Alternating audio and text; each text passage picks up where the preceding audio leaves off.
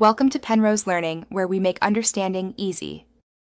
You start by confirming prerequisites.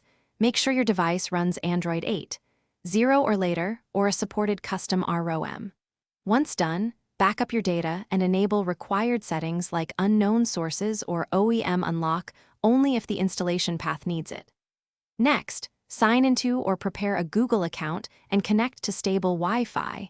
You'll also want at least 2 gigabytes of free storage. These steps prevent interruptions and give you the environment to install Play Store safely. Now you install the core components.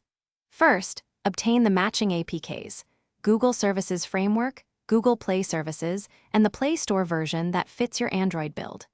Make sure the APK signatures match and that you choose the correct ABI like ARM or ARM64.